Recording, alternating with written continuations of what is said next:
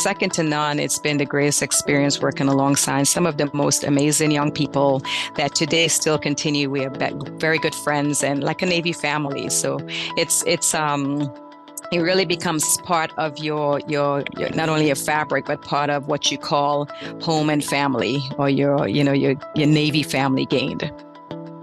What's the importance of ambulatory care nursing, and what are the plethora of roles available for nurses seeking career paths outside of acute care? Let's talk all about it with Andrea Petrovanie Greene of the American Academy of Ambulatory Care Nurses, right here on episode 460 of The Nurse Keith Show. Well, hello there. This is Nurse Keith. This podcast is about you. It's about your personal and professional development, your nursing and healthcare career, and the healthcare system writ large. And I'm here to share education, ideas, diatribes, and informative interviews with some of the most inspiring people from the worlds of healthcare, medicine, nursing, entrepreneurship, and beyond.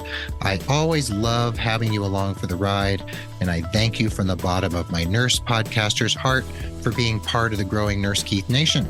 If you'd like to help other people find the show, my ubiquitous request is that you leave a rating and review on Apple Podcasts or on Google, Amazon, or Spotify, or just share the show with anyone who you think might enjoy it, and you can share it from any app where you happen to be listening.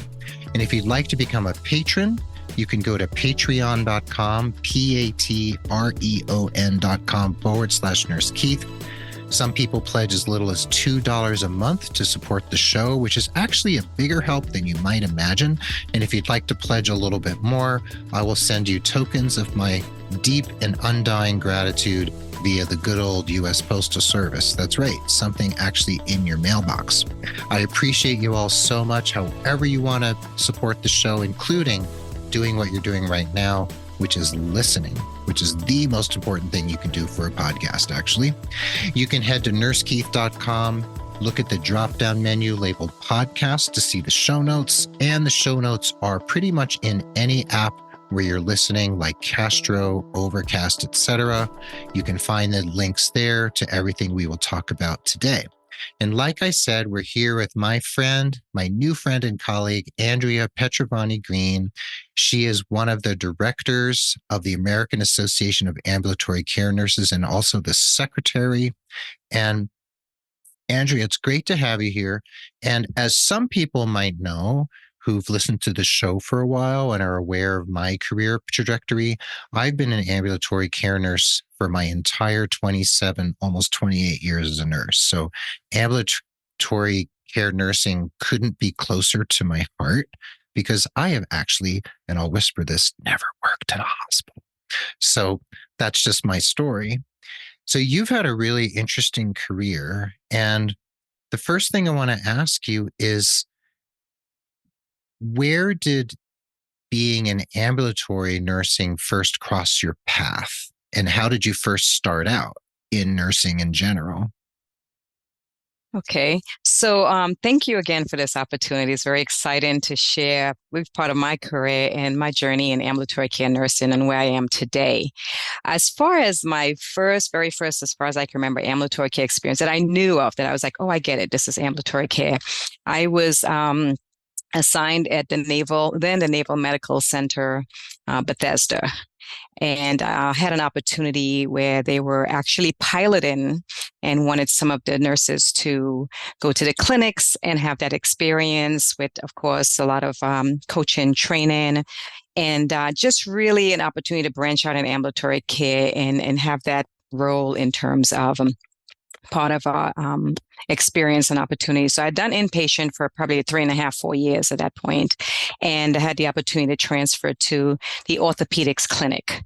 And that was my very first in terms of really feeling that sense, that patient, being that advocate for that patient. I mean, it's always there, but I felt like I had so much empowered in me as far as our patients being in and out. So we have to take that moment when they're there right in front of our eyes to take every opportunity to impart on them either education, what's important for prevention and wellness. And because I've always been focused on wellness and prevention, I found my niche. I loved it. I love to teach, and I especially love to when I felt I developed that trust with the patient, where they would come in and ask for me personally, and they'd say, "Well, I would do this for you. I'm doing it because it's you." And so that was just resonated with me as so powerful because, but also at the same time, I was like, no, I need for you to do this for you, but we can form a partnership and we'll do it for each other. So always trying to figure out ways so the patient can embrace their own healthcare. And I think for ambulatory care, I believe ambulatory care that's what we're all about because it's very episodic in some sense where we are in the continuum, but at the same time, we see you when you come to visit at the clinic or the outpatient, surgery, which is again, just a snapshot. And so that was really, but when I looked back and in terms of part of my nursing experience coming in, I did home health at a very young age. So I graduated high school as a licensed practical nurse. And upon graduation, well, prior to, I worked at a nursing home as a certified nurse's assistant. And upon graduation, I was promoted to once I got my license, same facility in Staten Island, and I was promoted to the charge nurse in a nursing home, which again, that not the home care part of it felt like, this is their home. But I also started working as a visiting nurse. And so that's the ambulatory care piece of my very first experience that I didn't realize at the time because that's not what we called it. I had no idea. It's like I'm taking care of patients, I'm doing what I love to do. So so that's really where it all clicked. It's kind of like that aha moment. It just all clicked once I had that opportunity. It was my very first duty station at Bethesda Naval Hospital, and my journey started where I was like, I'm going to seek this out. And I was able to pretty much do the remainder of my career in some facet of ambulatory care nursing. So that was pretty cool. That's great. So you actually became a CNA and an LPN during high school, which I think not everybody even has the opportunity to do that during high school. So it's great that that door was open to you before you even graduated, which I think is really awesome. So you were steeped in healthcare and patient care and Yes. nursing before you even graduated from high school. And then twice already, you've mentioned the naval base in Bethesda. So that leads us Yes. to this notion of, oh, she was a Navy nurse. So when you joined the Navy, did you join as, what do they call it? Do they call it a corpsman? Because they don't call it a nurse, right? No, actually, as a nurse, yeah, I was Oh, when I joined the Navy, it was under a scholarship. The Navy was offering at the time a bachelor degree completion program. So I was completing my second year at Wagner College on Staten Island, New York, in the nursing program, and this opportunity presented itself, and it was really enticing because I at that time would enlist in the Navy as just an enlisted personnel, and upon graduation, commissioned as a naval officer and nurse. So yeah, I had that amazing opportunity. And just a little tidbit, I was not a citizen at the time. I'm originally from the beautiful island of Trinidad and Tobago. So I quickly applied for my citizenship. And actually, the process was pretty expeditious. I was pretty surprised. And then I pursued the program in submitting my package and get accepted to the program. And upon graduation, I was commissioned as a naval officer, as an ensign in the United States Navy, which is pretty excited. that is really exciting.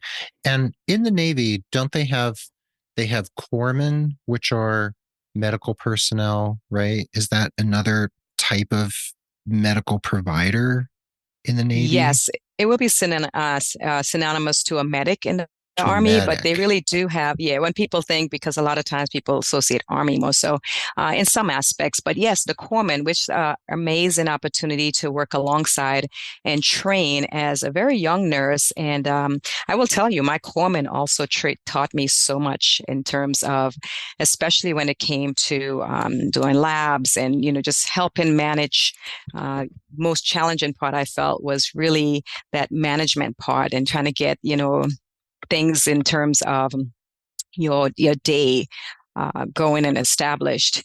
And so the corpsman is an integral part of our Navy nurses as well as the healthcare team, the medical team.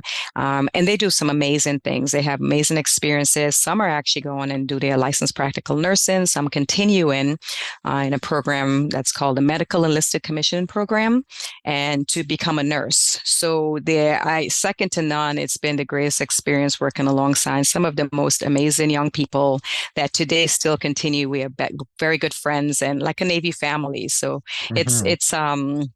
it really becomes part of your not only your fabric, but part of what you call home and family, or your Navy family gained. Yeah. And I Yeah. understand that you did an ambulatory care nursing certification, right? Yes, that's And correct. what made you decide to get a certification? What was the impetus? Um, the main reason for the certification is the encouragement of one of my very dear mentors, Dr. Wanda Richards. She is a retired Navy captain, and took me under her wing very early in my career and really led me to and did what mentors do. And they pulled me in and just exposed me to not only the organization, to some very inspiring and impactful nurses and medical team, corpsmen, et cetera.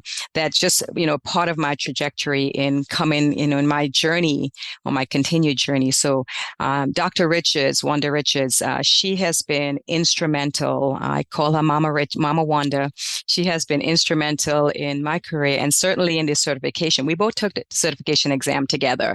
Hmm. And that was probably almost 22, 23 years ago. Wow.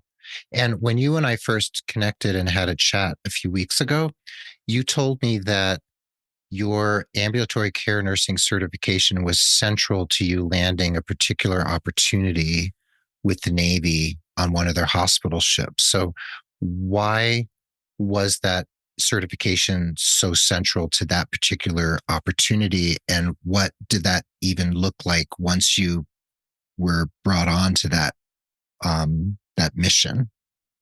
Yeah, so that I love this story because it's probably my most impactful and memorable. So in 2007, the Naval Hospital ship UNSS Comfort, which at the time was paired in Baltimore, Maryland, and we received orders that the Comfort was going to go underboard and go underway for a mission, a humanitarian mission in South America and the Caribbean. And so upon hearing that, I was at the time working on the cardiology step down, because I had transferred just to remove as Navy nurses to get various experiences, obviously to prepare us for wartime and peacetime operations. And so I had that opportunity. It presented, however, they were looking at staffing and how many people were going to be going on board and who they needed to be back, kind of holding the fort down. And I was able to convince at the time my leadership that, this is where I wanted to be, and this is what I bring to the table. Even though I was working in an inpatient floor and I knew the need, I said, I have my certification. This is definitely, right up the realm of ambulatory care in terms of being on the ship and going out to see the patients and provide care in many different facets, but it's all ambulatory.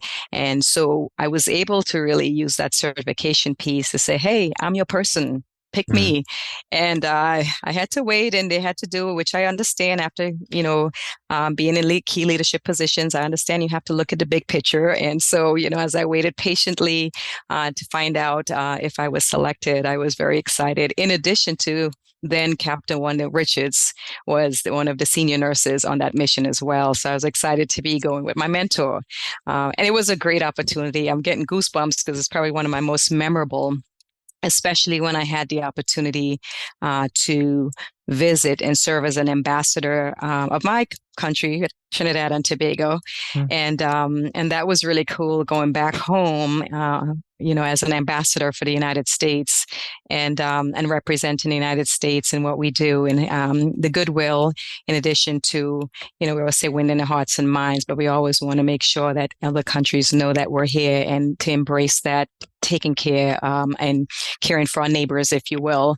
So that really, and along all the other countries. The experiences, we sailed to 12 different countries, and each country had its own unique, as you can imagine, being in South America and the Caribbean, if you've been, unique needs. And having that opportunity to help with that assessment, doing a needs assessment, kind of a population health perspective, as well as, ensuring that what we bought and what we had to offer, that was part of their need, or whether we had to, kind of recalibrate and say, hey, listen, this might be important, but this is what they're saying they need. So what we think they may need may not necessarily be.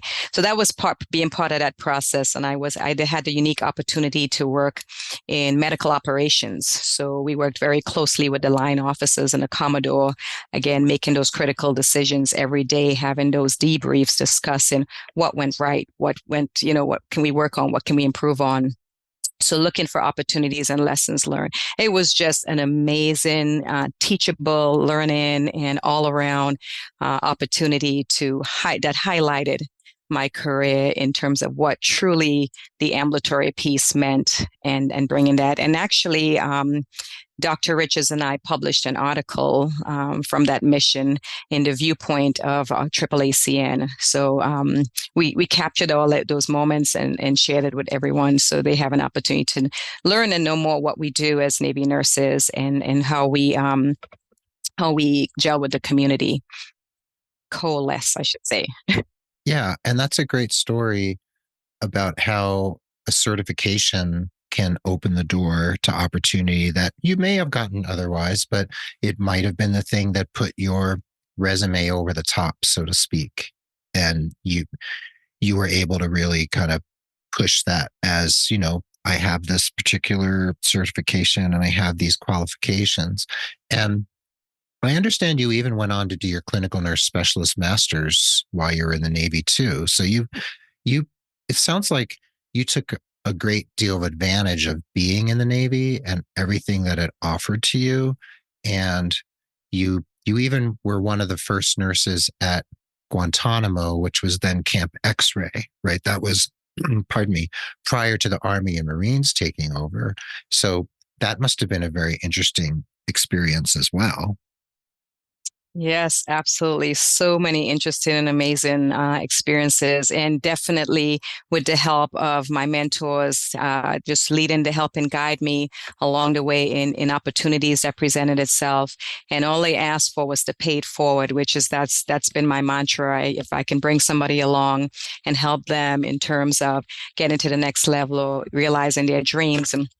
And so, yes, Guantanamo Bay was when I reported. We had I actually was on a temporary orders back to National Naval Medical Center, Bethesda, for labor and delivery training, because they did have an inpatient area, which is kind of a one-stop everything. So we would rotate that in terms of the labor deck and labor and delivery department.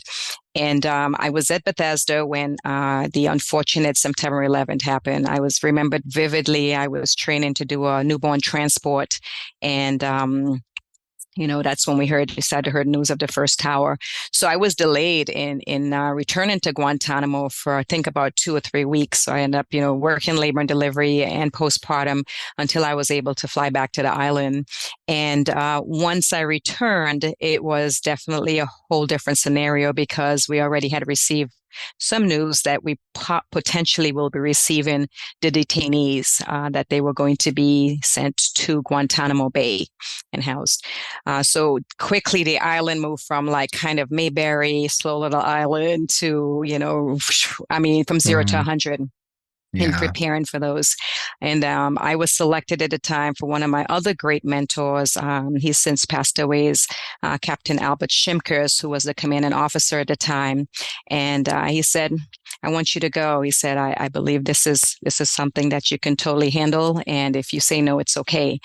I was at the time also working as the refugee nurse, so with the Cubans and Haitians. So when the Coast Guard cutter would come in, I would do the screening portion of that. So he knew I already had that experience. And so he said, until we can get some stability in terms of the Army and the Marine Corps coming, We'll detail you and send you to Camp X-ray. So I was one of the first female nurses, along with several of my colleagues, male colleagues, and a female physician. So it was two females initially, a doc and myself.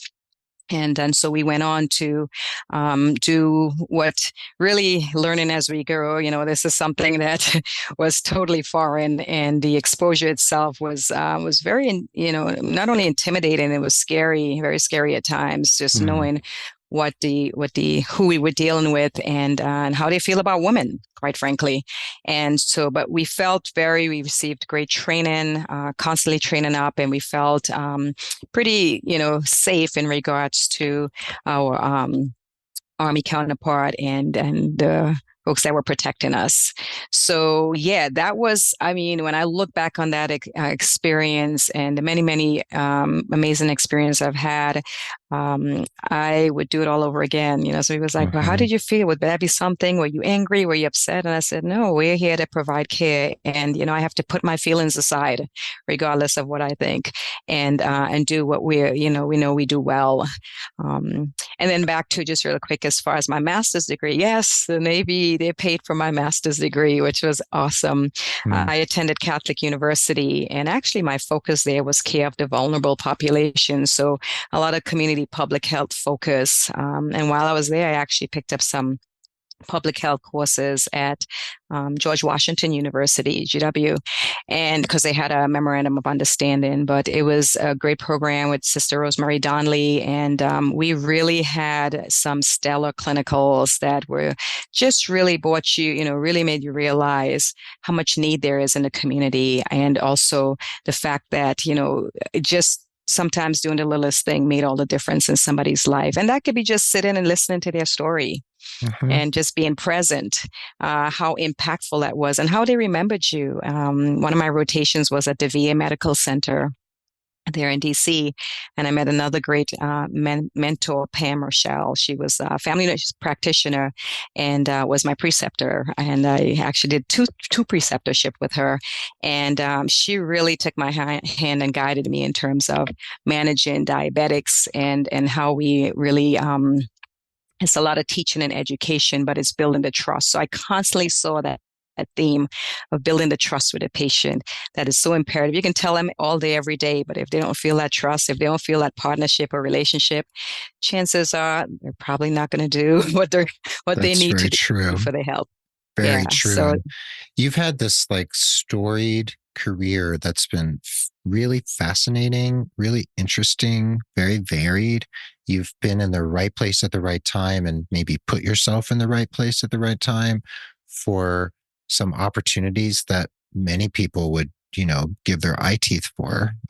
These are all really amazing. Like going in the Navy hospital ship on a humanitarian mission to 12 countries, working at Camp X-ray / Guantanamo.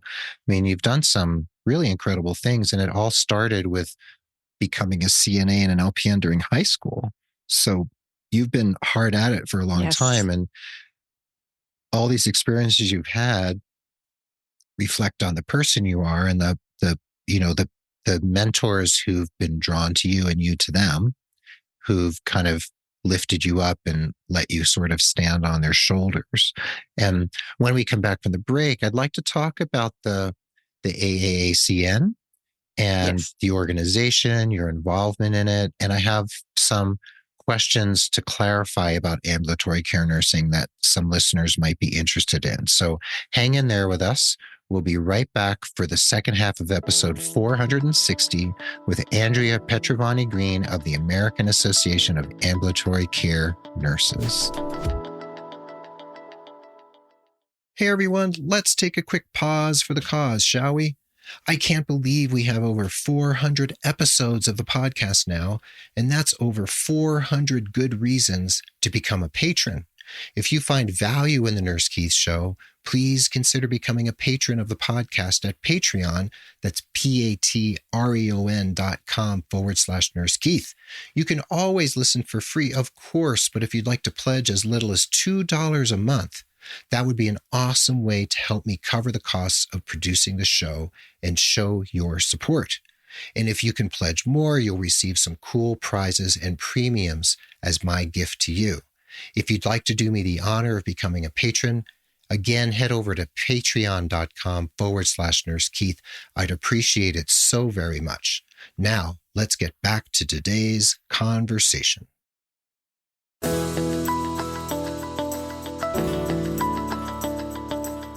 And welcome back to the second half of the episode. We're here again with friend of the pod and my new friend and colleague, Andrea Petrovanie Greene of the American Academy of Ambulatory Care Nurses.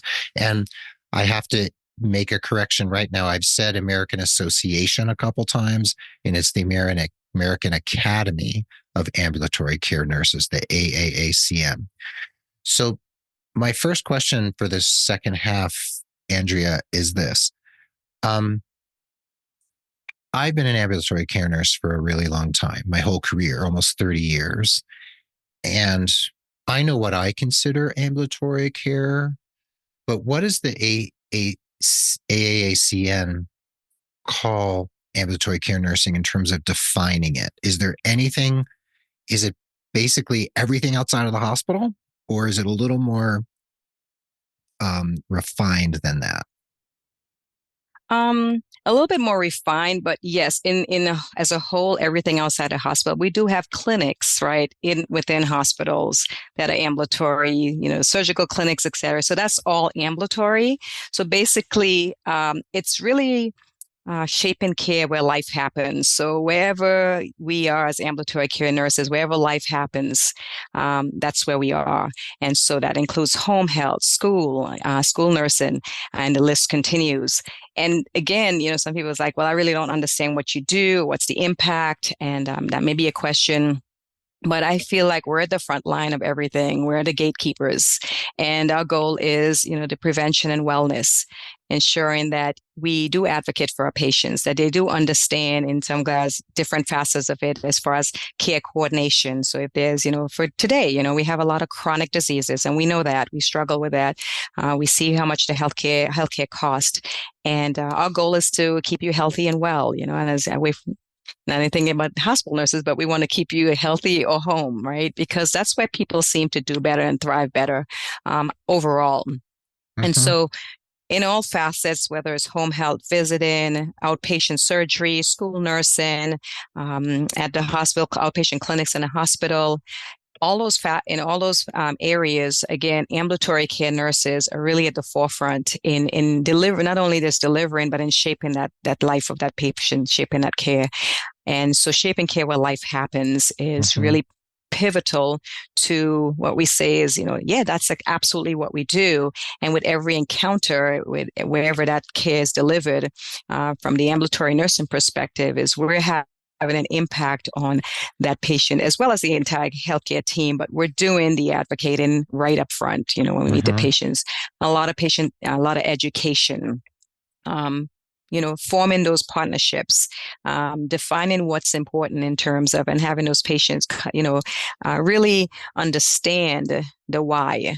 Why we're doing this, why we need for you to take your medications, why we need for you to exercise, why we need for you to eat right, and it may seem very basic, but really that's what drives everything else, that prevents, that's the prevention piece, that's the wellness and prevention, to keep you as healthy as long as possible with a great quality of life. Mm-hmm. And so from every aspect I've worked since in the military, I've done clinics for the most part. And while I was in a leadership position, it was always for me just meeting the patients where they are and having some impact on whether it's a postpartum mom who's coming for their visit, their follow-up, and they're having difficulty with breastfeeding, and then being an advocate to ensure that they have the help that they need.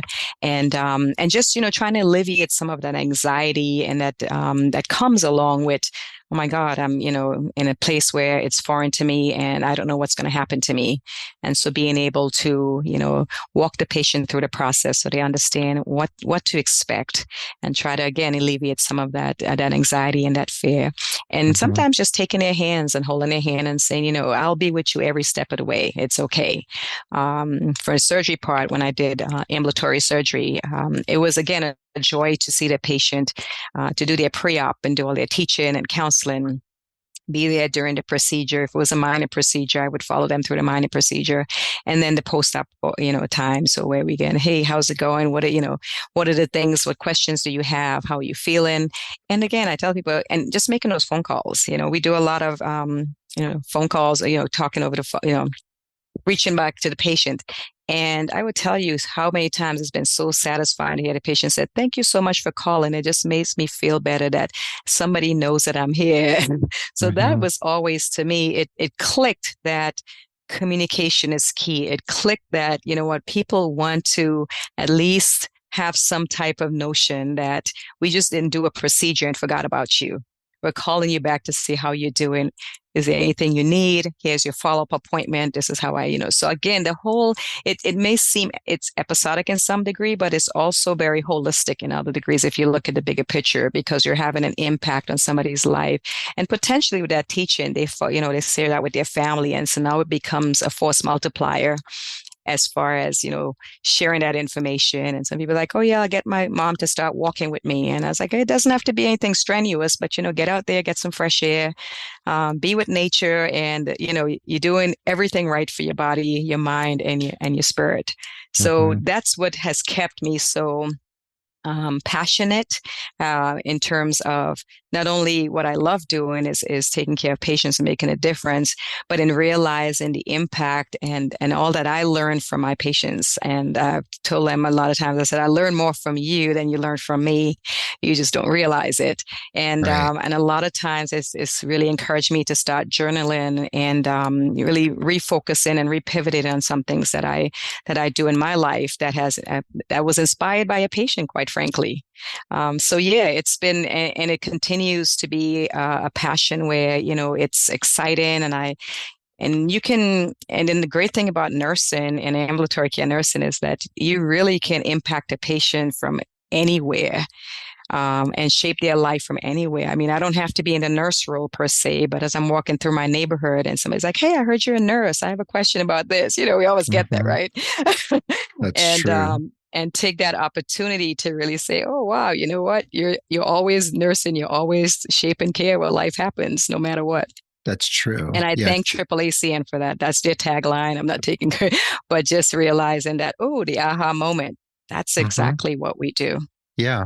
Yeah. Providing care where life happens. And so, you know, ambulatory care nursing comes in so many forms and guises. And sometimes I talk to nurses who call me who don't know what to do with their careers because they've been working like in the ICU or the NICU or step down or something, for a long time, the ER. And when I mention, there is ambulatory care, and there's work outside the hospital. And a lot of nurses actually seem kind of surprised that there's something they can do outside of acute care. And I'm not trying to tell people that they shouldn't work in acute care, but sometimes people are looking for something different. And Yes. when you look at the statistics, I think it's 55% of nurses work in acute care hospitals, something like that. So what do the other 40 to 45% do? And you've named all those things: public health, uh, home health, hospice, ambulatory surgery, clinics. I worked a lot in federally qualified health centers in urban locations, FQHCs. So there's Yes. plenty of ways we can get involved. I mean, there's dialysis. I mean, there's all sorts of ways we can see patients and interact with them. And sometimes in ambulatory care, especially certain types, we can have long-term relationships with patients. Like in dialysis, for instance, you might know a patient for years, or in a clinic, whereas in home health, you might see them for a few months, but still gives you some time. Like I love having that Yes. luxury of time. And I'm Yes. curious, with the AAACN, they've been around a long time and they Yes. support nurses in terms of education, mentorship, networking. So what is the AACN like to focus on when it comes to supporting their members, bringing people in, getting them connected, and how does mentoring and networking and all those other parts kind of fit together into their mission? Yeah, I would say it's all part of the mission. It's interwoven, and there is so much focus from our leadership. And we have a great. I'm going to give a shout out to our board of directors, Hmm. present and past, that I've had the opportunity to serve alongside. This is all volunteer. We don't get paid for this. So these are, CEOs and CNOs and key leadership positions, just giving their time because they believe in this, and we all do. We all love ambulatory, and we see where we're aligned in this current healthcare system to really lead the way for healthcare where we need to be really, and focusing on our wellness, focusing on our patients, and not just the education, but that in addition to the advocating and this as a whole. And I'll say the tag, I'll use the tagline again, just shaping care where life happens. And how awesome is that to meet people where they are and make a difference and make an impact and have an impact in their life as ambulatory care nurses. And AAACN, so we will celebrate our 50th anniversary in 2025. And so we're preparing for that. But in addition to, as far as the mentoring and the networking, we do that every single day. It's like breathing. Always, I can't tell you how many have reached out to me, whether it's mentees or mentors, and we're talking about things, we're communicating as far as who's the next potential great candidate for the board of directors, who's a potential great candidate for the nominating committee. Look at all these great things our special interest groups are doing. Look at all these great things our task force are doing. Look at the people who are shining. And again, this is all volunteer time. This is on top of their full-time jobs, many being parents of young kids and spouses, and just all the multiple roles that we serve, and still find and make the time to say, hey, this is my passion. I believe in ambulatory. I know how ambulatory can take nursing really leaps and bounds and into the next century, really, because as we're looking at how do this healthcare crisis that we're in, and it is a crisis, how are we going to pivot from that? What are the things we need to do? How can we need to really get smarter about not just streamlining and being more efficient, but cost containment? It's just, the cost of healthcare is just mind-boggling. And I will say this part up in the plug. I honestly had taken it for granted. I will be honest with that, being in the military, because part of the healthcare team, healthcare is included. And if something was wrong, I just spoke to my fellow, doc or whatever. I say, hey, such and such is going on. And, I'm taken care of. And it wasn't until I really started stepping out and, talking to some of my friends and networking, and having those conversations. And I was like, oh my God, wow, that much you pay for healthcare? Wow. And oh yeah, that's just a small portion of it. We still have to pay the difference, but we have, I was like, wow, it was just so humbling. I knew it, but Hmm. it didn't really resonate until I was like a little in my career where I was like, wow, I'm getting ready to transition and I'm hearing all these horrors and then following, the current state of healthcare. And we can do so much better, and we have to figure this thing out, because the future has to be brighter and better for the next generation, and that's our part of our journey to make it. So as far as ambulatory care nursing, we are certainly at a pivotal point in our strategic planning, in leaning into again, not just the mentorship and the leadership, the strategic plan of how do we do this, and then imparting on our members to be part of that change. So Hmm. it's all inclusive. We have a DEI community committee that's very, very, very, very active and very Diversity, equity, and impactful. inclusion, right? Yes, I'm Yeah. sorry, diversity, very impactful. And the leadership committees that we have are out there and really focusing on, you know, like we always do as leaders, we look for the best of the best. And Hmm. in addition to the best of this, we also look for the quiet storms, the people that are just kind of out there and we know they're doing great things in the background, but they're just that introvert. And, you don't hear from Hmm. them, but you see their work and you're like, wow, this is amazing. Who is this person? Let's get him on the team. Let's get him on some team. Let's get him, let's mentor. Let's prepare them, for other opportunities. And that's really how I came along. I started, just being a member of the organization And I knew it's where I wanted to be at the first conference. And I believe it was in Orlando. And again, the passion and just people coming and offering you, hey, is there something you need? They give you a card, call me. I mean, all that speaks volumes because it was just so genuine. And so I felt right at home. I felt like this is where I needed to be and I wanted to be. And that was almost 23 years ago. So when I look back at that journey with AAACN, and all along the way, all the great mentors and all the folks who just took interest in me. And I journeyed through being on the planning committee for the tri-service military special interest group, setting that up and getting a lot of great experience with how credentials work and getting continuing education, because it's a whole process. And so it's really, some of it was outside my wheelhouse. So it was a nice stretch and being uncomfortable. But I tell people that's how you have to get comfortable. If you're too comfortable, you need to figure something out, and get uncomfortable. Right. And in addition to having the opportunity to serve on the nominating committee, which was just an amazing opportunity, an eye-opener. Again, reading these individuals' statements and reviewing their packages and their resumes, and like, these people are rock stars. Like, I wasn't like this when I was, And so it's the younger people who are just amazing. And so, technology savvy. And that I think, they can, here you go. And I'm like, wow, that's amazing. Show me how to do that. I'm dating myself a little bit because everybody's like, oh, you look younger. But I'm like, hey, that's the genes. But outside of that, it was really, making those really lifelong connections with lifelong learners and like-minded who are really passionate, who is truly, truly passionate about patients and families and advocacy, teaching, the networking, the mentoring, and the list goes on and on and on. And I can start naming off the top of my head, but I don't want to forget anybody specifically of all the impactful leaders that have taken me under their wing. And I hope that I'm doing exactly what I was asked 20 plus years ago, is just to pay it forward. I definitely look back and I reach out, and even just recently retired from the Navy.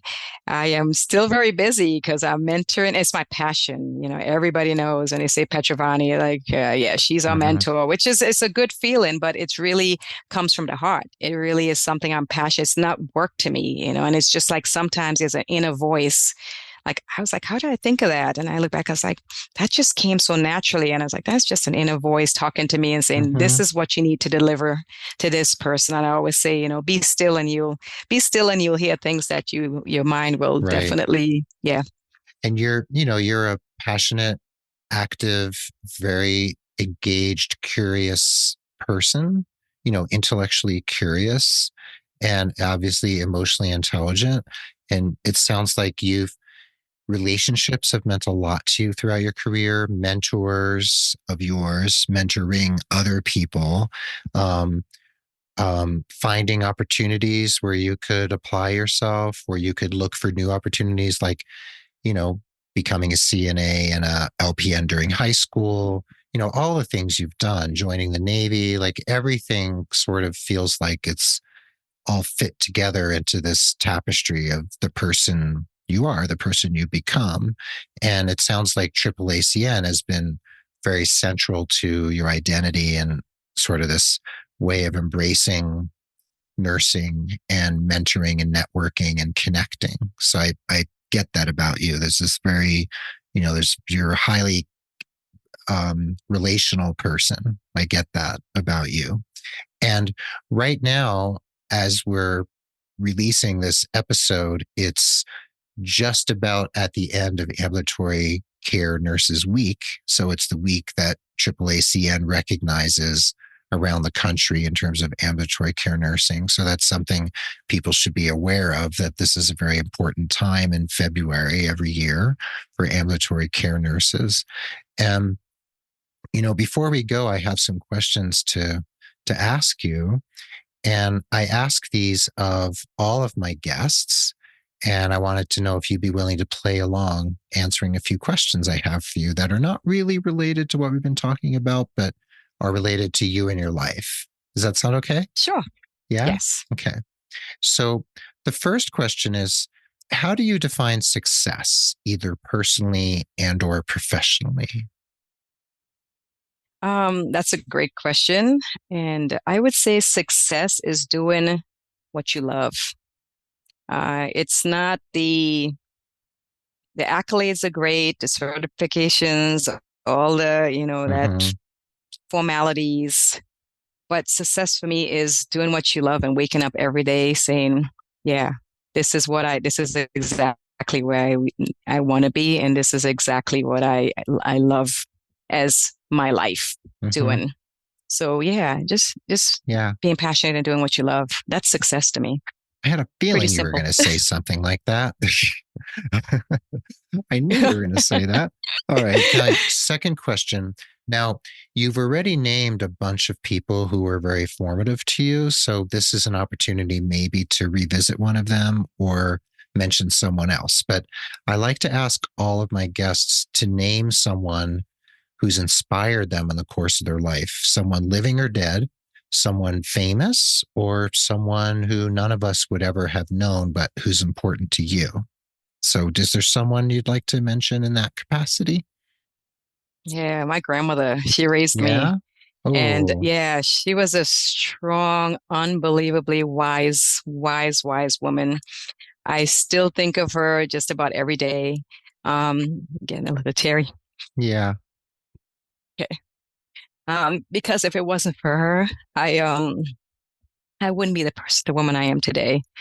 She established, and she was tough. She was tough love. She said to me every single day for Christmas, we didn't get toys. Well, we got one toy. Mm-hmm. There's always this toy that you wind up and it died in a few days. It was done. Mm-hmm. But she gave me books. We got books, and I had to read to her and write. And she really, without me realizing it until I was a young adult, she really imparted on me, not saying anything, just by what she did, her actions, what truly community meant and what it meant to give. And she always would tell me, you have um, two hands, one should always be open. It shouldn't be too closed fist.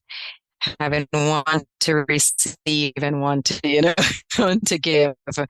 Um, However, she always had these really wise ways saying um, she was not about money or status. She was really about living life and just want to appreciate every day. Mm-hmm. That's lovely. So, yeah, a lot of people mention grandmothers and mothers. They come up a lot when I ask this question. And I think there's a really good reason for that. They're often very formative, especially for women, grandmothers and mothers.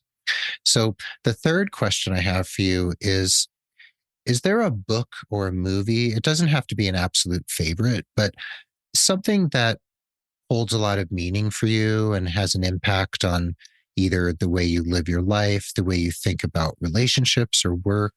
Is there something that is real important to you? That is a great question. A book. Hmm. It would be Maya Angelou. Ooh, yeah. M- So m- her work in general as an author. Her work in general, and if I think wouldn't take anything from my journey now, I think is the Hmm. poem "And Still I Rise."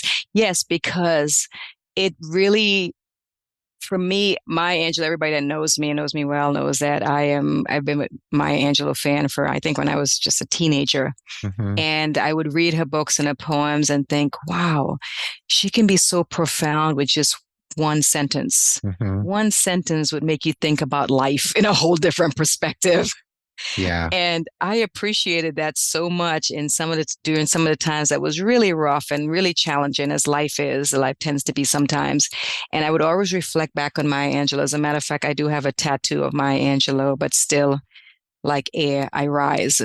Hmm. And that's on my arm that reminds me that, despite everything in this craziness called life, sometimes you just got to take a step back, take a deep breath, be still, and just rise. Um, However Yeah. that is in terms of how high you rise or however you Hmm. define it. But yeah, certainly, Maya Angelou has been truly, truly very impactful for my life. And especially times I would read something just to get me going, or on my vision board, it's Maya Angelou. That reminds me that, okay, you know what, this too shall pass. Yeah. She's a Yeah. very important figure. I kind of put her in the same genre as like Zora Neale Hurston. They kind of belong in that family together, Yes. Yeah. Yes. Yeah. All right. So last question. If you were named Queen of the World tomorrow, what's one of the first things you would want to do to improve the lives of your subjects, bearing in mind that as Queen of the World, you would have ultimate power and could do everything you wanted to do. But if you could wave your magic scepter on day one, what do you think you would do? Wow. There's so much I want to do, but I would have to say, erase poverty. Mm. I Yes. know you can attest to this. Mm-hmm. I think 2 days ago, I went downtown. We live out in Kapolei on the west side. So when we go to Honolulu, it's going to town, which is funny, Yeah. but to think of. But I see so much increase in homelessness, especially now I'm seeing more women and children on the streets. Mm-hmm. And I am one of those when my husband always tells me, and I love to shout out my husband, Daryl Greene. He always says to me, babe, you wear everything on your emotions on your sleeve, or, I have a bleeding heart because I want to stop and help everybody. Yeah. And it's always been, it's a heavy burden to carry sometimes. I always have to remind myself, okay, Andrea, there's only so much you can do. But when I was downtown the other day, I was just like astounded by the now everywhere there are tents with homeless people, and it's especially troubling when I see women and kids. Nothing against men, and it's sometimes you can like, okay, they can fend for themselves maybe if somebody were to, but for women and children. And we were in San Diego for my husband's birthday recently, actually this past weekend, and same thing. We lived downtown and we were walking. We just kind of went through our neighborhood and we were like, oh my goodness, what happened? Yeah, so right now that's what's grappling at my heart is it's poverty. I hear you. Here in Santa Fe, we've got people in tents. We've got people on every street corner you could possibly name. Yeah, it's really remarkable what's happening in our country and disturbing. So that would be a great first act as queen, I've got to say. And Andrea, it's so nice to know you. It's so nice for the listeners to get to know you. And thanks for being such a force for goodness out in the world and doing such great things for nursing and nurses. And thanks for being the person you are and being here with us today. Well, thank you again. I really, truly appreciate the opportunity. I also want to take this opportunity to thank AAACN and for 20 over plus years of just the guidance and the mentoring and the leadership in helping to again continue to frame and mold who I am, who I've become, and continue on a daily basis. And a big shout out to, if I may, my husband. He's a captain in the United States Navy, Daryl Greene. He's a medical service corps officer, healthcare administrator, who really has been impactful in helping me, figure out my why, especially just recently retiring. So he's been very supportive, and he always says, "Go at it. You're good at this, baby. You just got to do it." And so I have so many people to thank, and so much gratitude, and more importantly, thanking those who've been instrumental, and thanking you for this opportunity. I am humbly, humbly grateful. Oh, my pleasure. Thank you so much. Well, there you have it. Thanks for listening to this episode of the Nurse Keith Show. Remember, the show notes are on any app where you're listening and also at nursekeith.com. Please go to AAACN.org. Check out the American Academy of Ambulatory Care Nursing, see what they're all about, and look into the certification like Andrea did if that interests you. And remember, there's lots of opportunities outside of acute care if you're looking for something different. I hope you feel uplifted and empowered from this episode. And if you need personalized, holistic career coaching to elevate your career, check out Nurse Keith Coaching and nursekeith.com. Mention the show and get 10% off your first coaching package. And become a patron at patreon.com if you would like to, patreon.com/NurseKeith. facebook.com/Nurse Keith. We're proud members of the Health Podcast Network. You can find them at healthpodcastnetwork.com, and we're produced by the inimitable Rob Johnston of 520R Podcasting. Before we say goodbye, I'll leave you with this quote by the musician Robert Fripp: "May my living honor my parents. May my living repay the debt of my existence." Be well, dig deep, seek joy, keep in touch. This is Nurse Keith saying adios till next time from beautiful Santa Fe, New Mexico, and the inimitable and wonderful Andrea Petrovanie Greene saying aloha from Hawaii, Oahu. Oahu. Thank you so much, Andrea. Thanks to everyone for listening, and we'll catch you on the proverbial flip side.